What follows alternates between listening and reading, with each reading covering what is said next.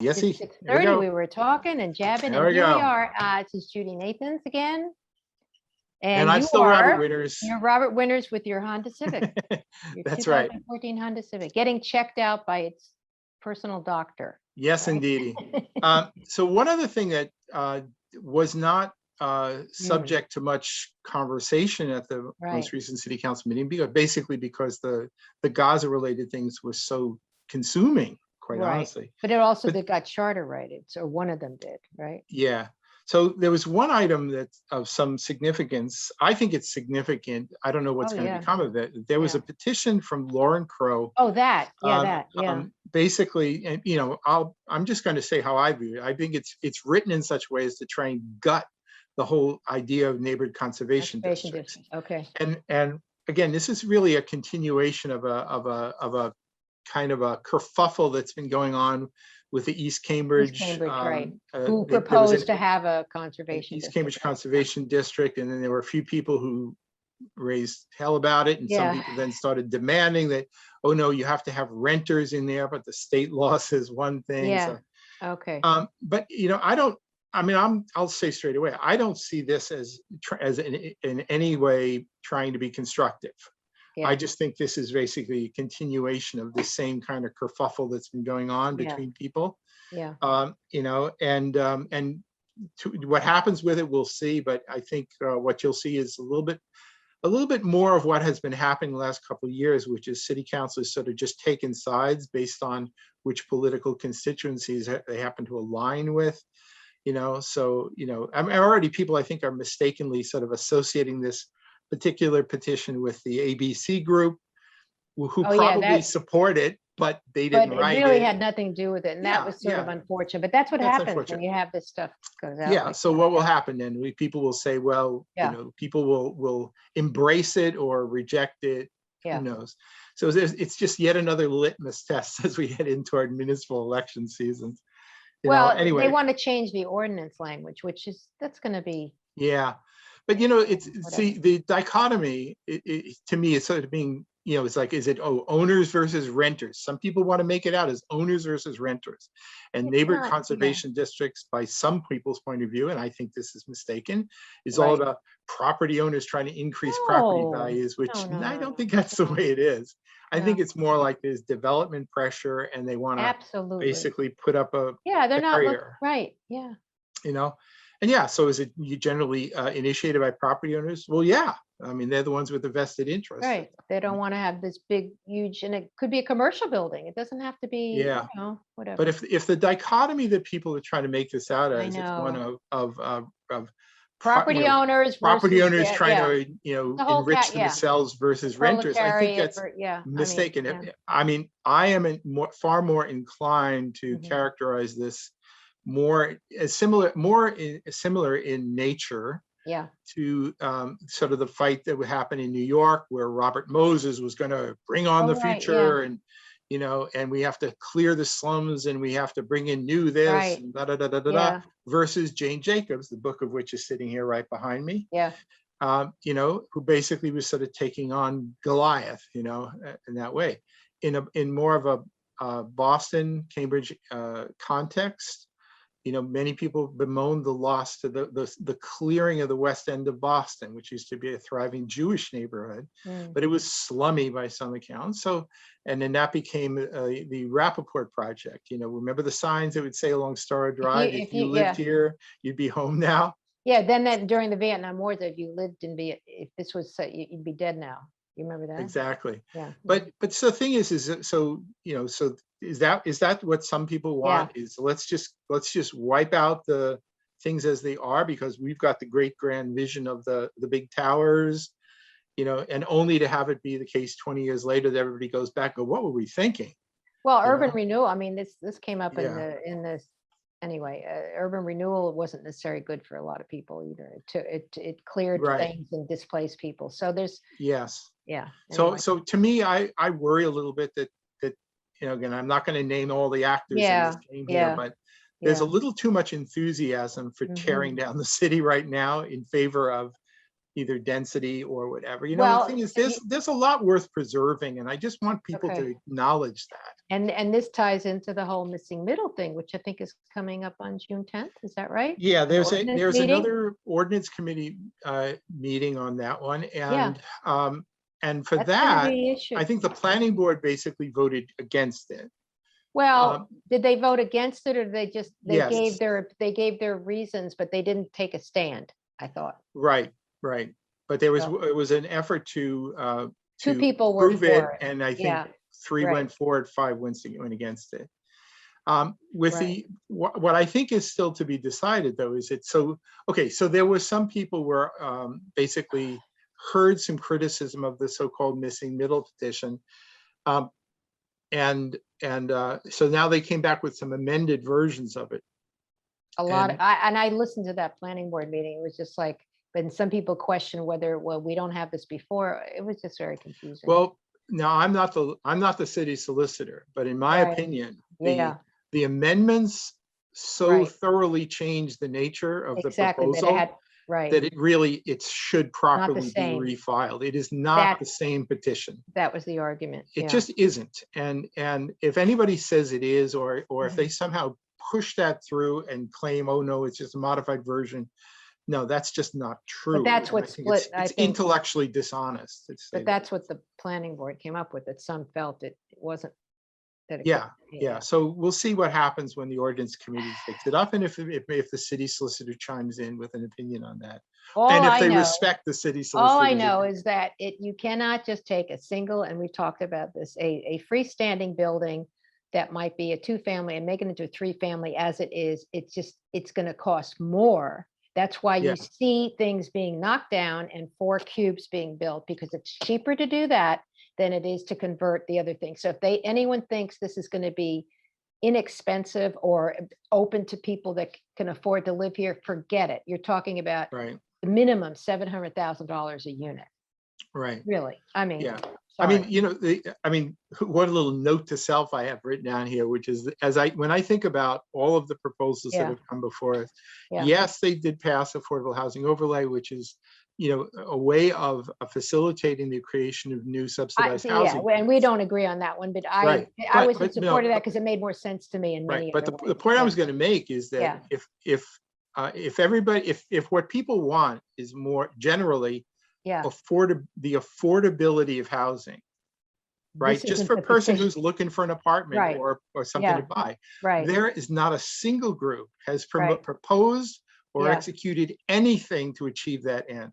That's a good point. And when people kind of start parading up and during public comment, argue in favor of this and that, I want everybody to understand that there is not a thing that has been proposed or carried out to actually achieve that goal. Yeah. Right. And maybe there's a reason for it. Maybe the only way that goal is achieved is if housing development in the entire region actually happens, so that there's a marketplace and whatever. But let's not stop pretending. I mean, if it's unaffordable, it's unaffordable.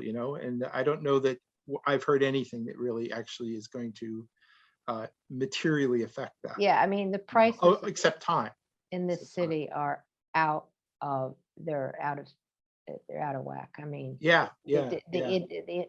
anyway, now, all right, so that's those, yes, but right, but again, I'll as I say, if we have to take sides, I'm going to stick with Jane Jacobs on this one. Good. And by the way, when we say Robert Moses, we don't mean the other Bob Moses of the Algebra Project. Exactly, right. We mean the tyrannical Robert Moses of New York.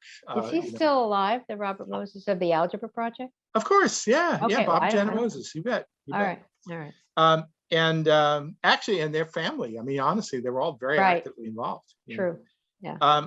So the other big item, which was I know that's going to generate a lot of public comment on Monday. Oh boy, yeah. We might have to have another special meeting. We'll see. Right. Again, so what we're talking about here was that starting last summer, in the wake of the George Floyd incident, there was a lot of talk about either abolishing the police, defunding the police, reforming the police, call it what you will. right? But what did grow out of it eventually, I forget exactly when it was appointed, was it wasn't appointed until January, I think, finally, was this task force for the future of public safety. Right. Which is, in a city like Cambridge, where you actually have a police commissioner who is open to suggestion and is already carrying out suggestions, I thought that was pretty good. That's good. Let's have a conversation. But at least in my opinion, it has been, and I'm not taking sides in saying this, but it has not been the most transparent process, and maybe there are reasons for that. And they even said that, yeah. I mean, I sent messages to, to the police department and others to try and get information. Eventually, they begrudgingly put some minutes of an agenda, some meeting, and then they stopped. And then this task force report just came out at the previous council meeting. Right. But the thing is, what happened then was not just the report from this task force, right, but simultaneously an order sponsored by several councilors, right, for something that is that came out of, I think, the group that calls itself the Black Response, right, called and the also HEART proposal. And the consultants were from Oakland, so it was not, right, called the HEART proposal, holistic emergency something, I don't know, response team. Right. Whatever. Right. And so that was made subject to the charter, right? So I guess that will be, the people will come parading to the microphone, presumably this coming, this next Monday. meeting. Mm-hmm. Yeah. But the thing is about this is that ultimately, whatever the task force recommendations were, or this alternate proposal, which actually is not thoroughly different, but in some respects is substantially different. I'm sorry, Robert. I think I read both of them, and the public, I mean, this was just a report, the task force. The other one is a proposal, and it's very thorough, but it is so layered with so much personnel stuff and so many boards. But the big takeaway to me is that I think police were mentioned once in a 30-page report, whereas in the public safety proposal, in the public safety report, right from the get-go, there is mention of the police, because I'm sorry, they are part of this. And without question, the authors of the HEART proposal, they don't want anything. Pardon me if I make an enemy or two here right now, but the thing is, the authors of this have been known to refer to police as slave catchers, and to advocate the abolition of police, to demand that no police be admitted into places like public housing projects, right, throughout the city. And we they are not without a point of view. And one of the authors, Queen Cheyenne, is also on the task force. And so my guess is that this came about because she wasn't, I don't know, they didn't like where that was going. It's too tied into the city.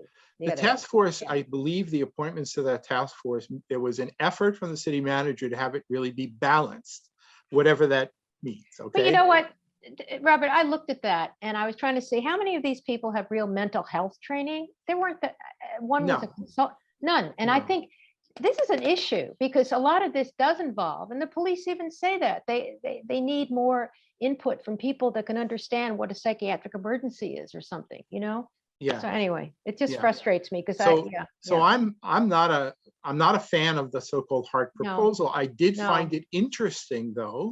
In this sort of year of political pandering, the degree to which some city councilors were just gushing in support and praise for something that I don't think they even understood. Well, also, the language, it wants to be a quasi non-governmental organization, Quanco, which I guess is a thing, a nonprofit 501c that directly collaborates with and is funded by a government body. Right. I don't, do we have any 501cs that are directly funded by the government right now, by the city? I think it's usually through an agency and then you have a contract or something. Well, I mean, there are independent funds that are something like that, not so much organizations. No. Okay. I don't believe so.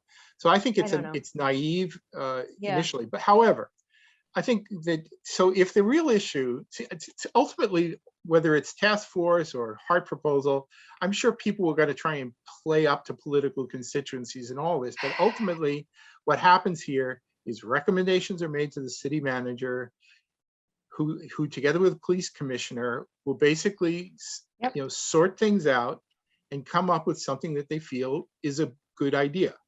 I am of the opinion personally that I don't know that the way we currently handle people who are having mental health crises and things through the police, I'm not going to say for sure we do it exactly right. Well, I don't know if we do it exactly right. I don't think we do, because I think the minute you show up and you have guns, I think that's a statement. So I think there has to be a way. And that's why out of all of this, I really looked into the cahoots thing, which is why I had this all started.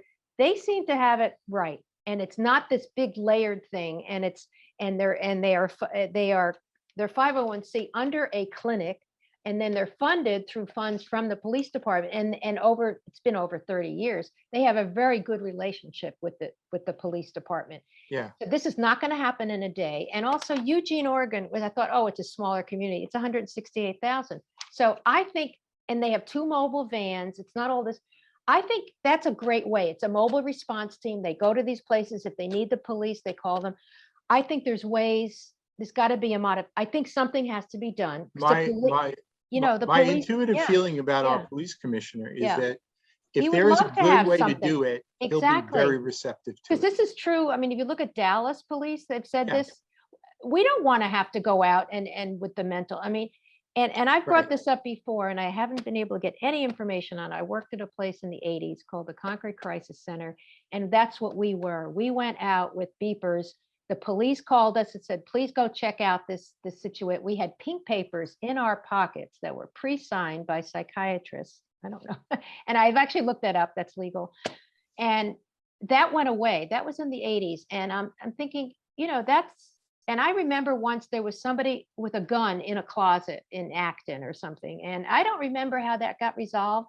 But what I'm saying is, there's ways you can do this, and we should get back to that. So anyway. Yeah. So I actually have a lot of faith that our police commissioner and the city manager will come up with a good merging of ideas, and it will come of this. I mean, I have seen what they've done with I had a guy that was passed out in front of my house years ago, and I called the police, and I was concerned, but they have police that are trained to work with, and they were so gentle and so kind.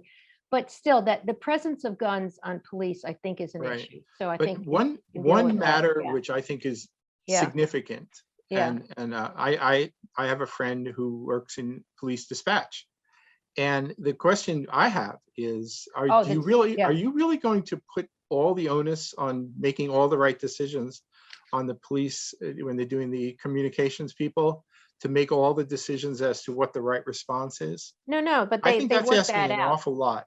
No, but Cahoots has figured that out. They work in tandem. There's they've worked that out. Obviously that has to be done, but I think dispatchers would welcome some kind of input into that. And is this a call that should go here or here? So they're all aware of it. No, I think that to me can be worked out. And I think they'd be willing to do that. Anyway, I hope.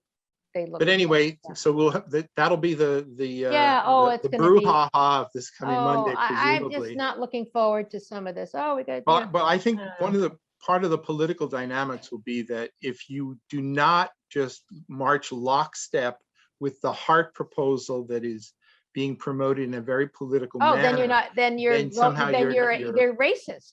Or something. You're an evil person or whatever. You're either anti-Semitic or you're racist. No matter. Right, exactly. I mean, I'm sorry. I think that'll be the ugliness. I think. I know that I would expect for that. So, by the way, it is an interesting part of the political rhetoric. And I think we've heard this actually from some of the counselors at the most recent meeting as well, where they said the community already has a complete proposal. The community. You haven't heard from me. And I think it was Denise Simmons and/or Mark McGovern who basically says, "Well, what do you mean by the community?" Because if one group of 3 women basically come up with a proposal and say this is what the community is, I'm sorry, but 3 women from Cambridge does not represent the community.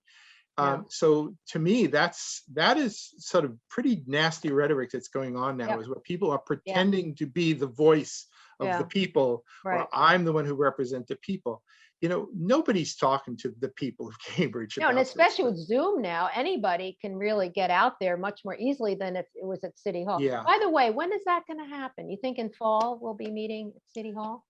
It wouldn't surprise me. Things will be lifted. I mean, he's lifting a lot of these orders, June 15th, the state of emergency is lifted. There are some issues about whether the open meeting law even is going to continue to permit some of these meetings to take place. Okay, there you go. I'm sure there'll be some legislative action, just sort of allow some more. Just like with remote work. But to me, the first real sign, I'm sure we're going to still be Zooming it all through June. But the last meeting's June 28th. Right, but there's the special midsummer meeting. It happens August 2nd, I believe. And we'll see. It's a very real possibility that City Hall may be open by then. And I see no personal reason why it shouldn't be open by then. Yeah. In fact, I don't really see any reason why it shouldn't be open now. But I think let's conclude this season. We're taking a cautious approach, and in many respects, I'm glad for that. So, but I imagine by midsummer that we may very well see. I would assume our schools are going to be open in the fall. So it means the library should be fully open. That means City Hall should be fully open. Let's warm up to it. Yeah. Unless something really happens with coronavirus. That's exactly. Okay. Now, there are a few things that are kind of election-related things that I thought I might want to mention. Okay. All right. Again, no new candidates have emerged. I think the last city council candidate that emerged was Robert Extud, who actually Paul Toner officially declared. Paul Toner is now officially in. No big surprise. No. And I'm sure we'll be getting a few other kind of interesting bits of information. But we're in June now. You pick up papers July 1st, right? Mm-hmm. So this is probably the month when people, if there are any more announcements to be made, you'll probably get them this month. What about incumbents? Any incumbents not declared yet?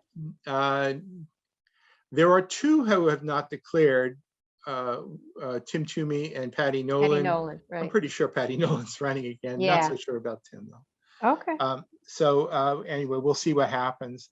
But there are some other rather consequential things that'll be happening in a political and election related vein this year.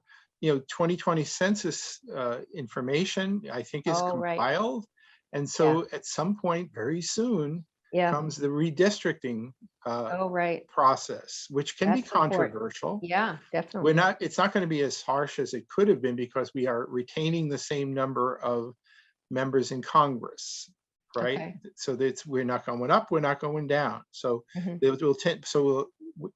suppose they could simply redraw the same lines along the same lines, but there are requirements in terms of having very minimal variance between districts in terms of population, number of residents. And as more people live in certain areas, that will necessitate moving the lines a little bit. There's also, because of socioeconomic concerns, there may also be some need to adjust lines in order to create majority minority districts and things such as that. How would that affect Cambridge, though? We used to have one congressional district that encompassed all of Cambridge. Now it's split into 3, Clark right? and Presley. I'm talking about at the United States federal. Congress. Yeah, okay. Yeah, I mean, there's also the matter of state Senate and state rep seats, and I haven't been following that, but those could all be adjusted as well. Sure, I get you. Yeah. Yeah. Okay. All right, but just people should just be aware that that's coming. Okay. That's kind of that may actually get all settled later this year. I'm not 100% sure the calendar for that happening, but it's in the works. Okay. One thing this sort of outside of Cambridge, but I'll say, I'll do it in reverse order. Somerville mayoral election is new since Curtatone is not running. It's like, it seems to me to be sort of a free for all. Yeah, like who's running for that? I haven't followed several. I didn't even write down the list of them all. There's some townies. There's at least 3 that I've heard of. But anything legitimate? Any real legitimate moderate type candidate? I think so, but I don't know. I don't know really. Okay. But one thing I did find interesting is a guy named Will. Just because I think it's actually a kind of part of a larger phenomenon. Yeah. which is sort of part of the outgrowth of the Bernie and the Our Revolution. Right. Yeah. Yeah. So there are a lot of the people of that political vein on the Somerville City Council now, and we have a few on the Cambridge City Council. Right. So there's kind of like a cross boundary phenomenon happen. I was very intrigued to see that Will Mba, who is a Somerville City Council, is running for mayor.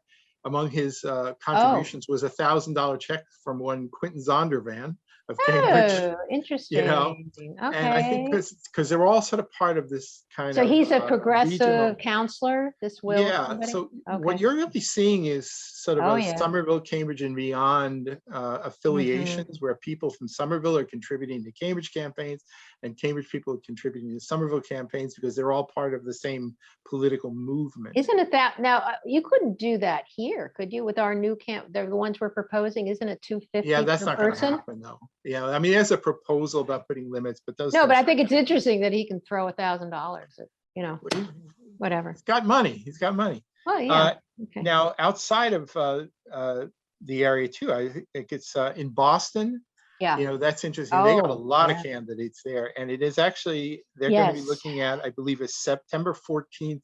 Preliminary election to whittle it. And unfortunately, it won't be ranked. It won't be it's a top two runoff. So basically the top two. So, and what that means is whoever seems to be the champion of one constituent, it'll be it'll be interesting. I don't think it's ideal, but something I didn't actually remember until today was that in New York City, they're going to also be having Andrew Yang is running there. In June 20, and it's coming up soon, June 22nd, they have kind of a preliminary election for, I don't exactly know what the ring is, but they're using ranked choice voting. Oh, they are? The mayoral ones, yeah. But it's not a primary in June?